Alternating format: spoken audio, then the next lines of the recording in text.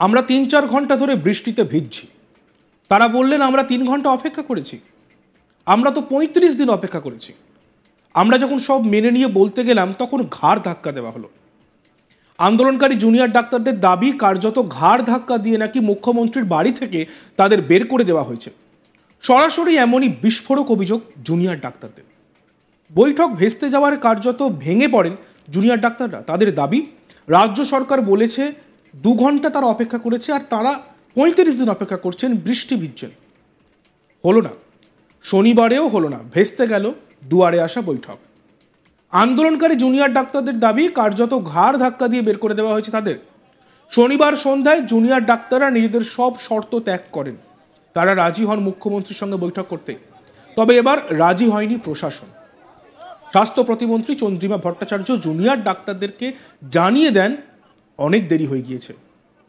Junior ডাক্তাররা বলেন আমরা আজকে এলাম, লাইভ স্ট্রিমিং যদি নাই করা যায় তাহলে অন্তত দুপক্ষকে ভিডিও করতে দেওয়া হোক। কিন্তু ওনারা বলেন দুপক্ষকে ভিডিও করতে দেওয়া যাবে না, আমরাই ভিডিও করব। সেই ভিডিও সুপ্রিম কোর্ট বললে দেওয়া হবে।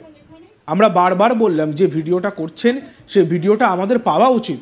আমরা লাইভ স্ট্রিমিং করতে না পারলেও ওটা আমাদের কাছে প্রমাণ হিসেবে থাকবে। তারা বললেন সঙ্গে সঙ্গে দেওয়া যাবে না। মাননীয় মুখ্যমন্ত্রী বাইরে এসে বললেন ভিতরে এসো, চা খেয়ে যাও।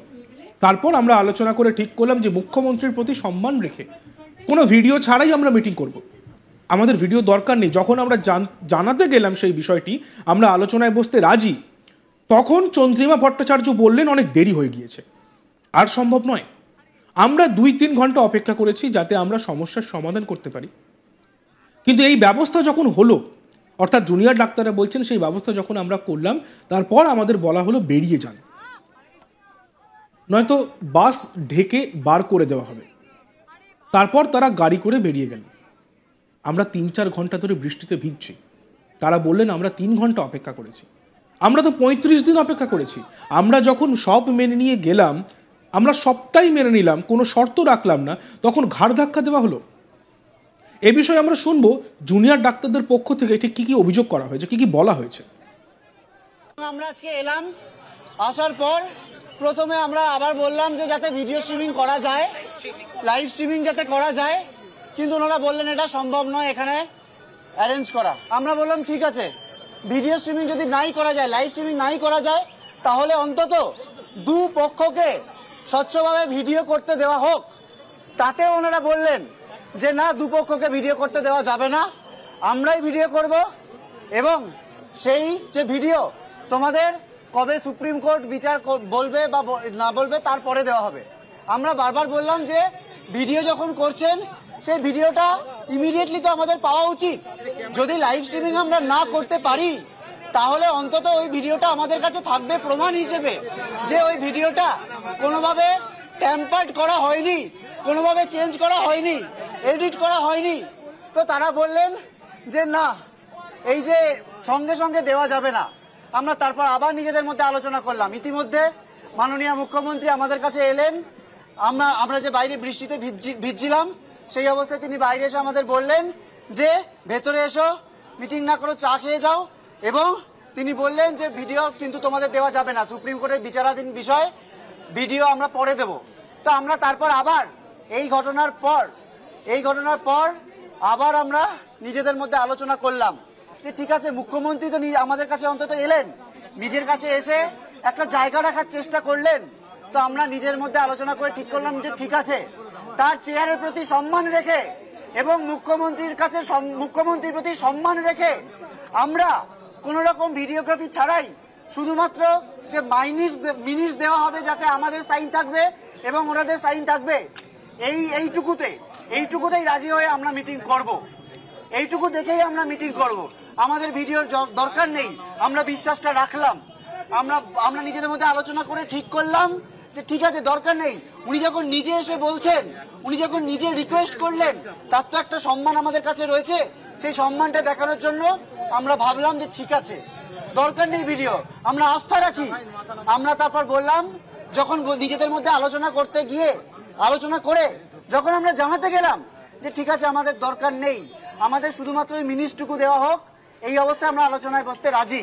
তখন হঠাৎ করে তখন হঠাৎ করে স্বাস্থ্য প্রতিমন্ত্রী চন্দ্রিমা ভট্টাচার্য তারা এসে বললেন যে অনেক দেরি হয়ে গেছে, আর সম্ভব নয়, আর সম্ভব নয়।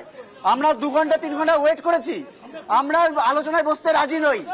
আমরা বললাম তার মানে কি আমরা তো এতটা নামলাম, আমরা তো এতটা সদিচ্ছা, আমাদের 5 দফা ন্যায় বিচারের দাবি, আমাদের 5 দফা ন্যায় বিচারের দাবি যাতে আমরা আদায় করতে পারি, যাতে অচল অবস্থা কাটতে পারে, যাতে গোটা রাজ্যে এই যে একটা মানে ব্যাপক ক্ষোভ তৈরি হয়েছে, একটা অচলাবস্থা তৈরি হয়েছে, সেটা যাতে আমরা মেটাতে পারি সুষ্ঠুভাবে, তার জন্য আমরা এমনকি লাইভ স্ট্রিমিং, ভিডিও রেকর্ডিং সবকিছু ত্যাগ করলাম। তারপর আমাদের কি বলা হলো যে আর আলোচনা সম্ভব নয়, হয় আপনারা বেরিয়ে যান, নইলে আপনাদের বাস ডেকে আপনাদের বের করে দেওয়া হবে। এবং তারপর তারা নিজেরা গাড়ি করে স্বাস্থ্য প্রতিমন্ত্রী এরা বেরিয়ে গেলেন।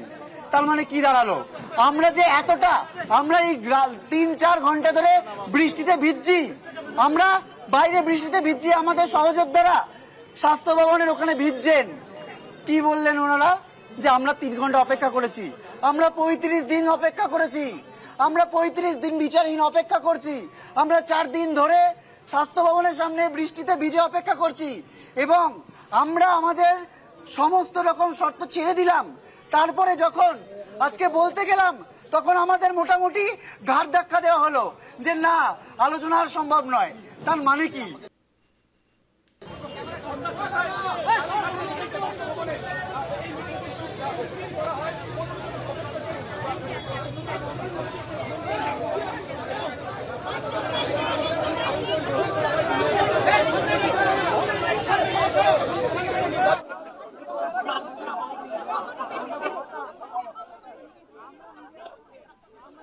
চোদ্দ তারিখ আচমকাই স্বাস্থ্য ভবনের সামনে আসেন মুখ্যমন্ত্রী মমতা বন্দ্যোপাধ্যায়, যেখানে জুনিয়র ডাক্তাররা তাদের অবস্থান করছিলেন।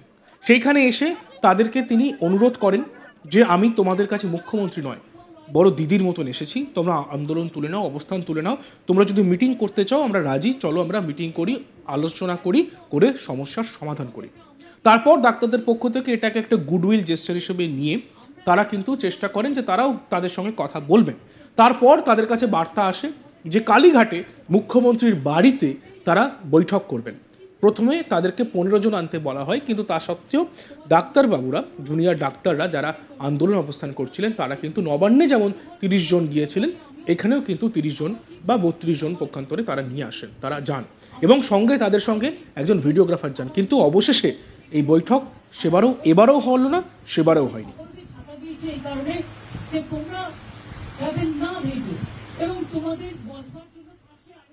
দেখতে থাকুন আজ তাক বাংলা, সাবস্ক্রাইব করতে ভুলবেন না।